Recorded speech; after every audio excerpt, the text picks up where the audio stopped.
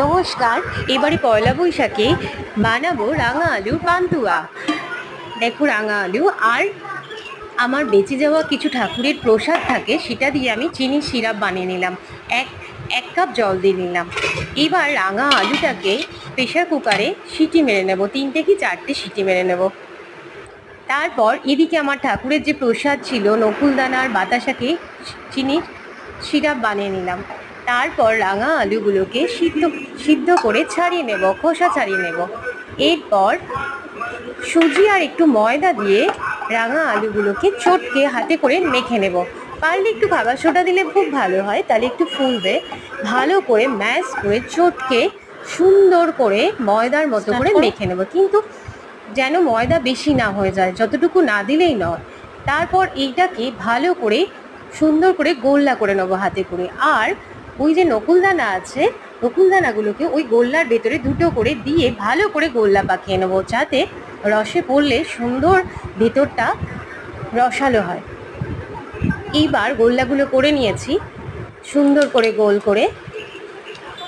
তারপর একটা একটা করে ওই গোল্লাগুলোকে সাদা তেলে ভেজে নেব, হালকা করে ধিমে আঁচে ভাজতে হবে। জোর আঁচে দিলে হবে না, শক্ত হয়ে যাবে।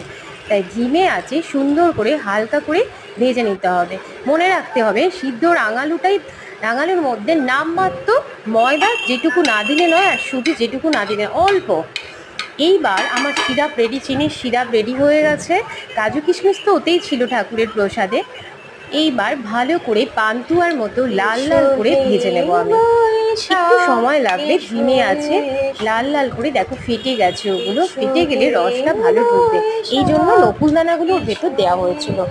এইবার আস্তে করে ওগুলোকে আমি তুলে নেব একটা জায়গাতে। তারপর এইগুলোকে ওই ভাজা পান্তুয়াগুলোকে রসের মধ্যে দিয়ে একটু ফোটাতে হবে। ফোটালে তাহলে রসটা ওর মধ্যে সুন্দর করে ঢুকে যাবে।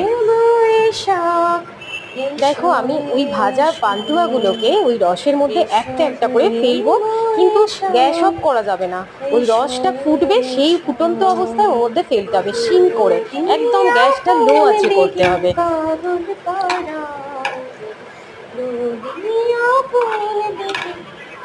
যখন সুন্দর করে ভাজা হয়ে গেল, তারপর আমি ওই পান্তুয়াগুলোকে রসে সুন্দর করে ফেলে দিলাম। রসে ফেলে সিমে আছে 2-3 মিনিট একটু সিদ্ধ করে নিলাম। তারপর রেডি আমাদের রাঙালুর পান্তুয়া। টাটা।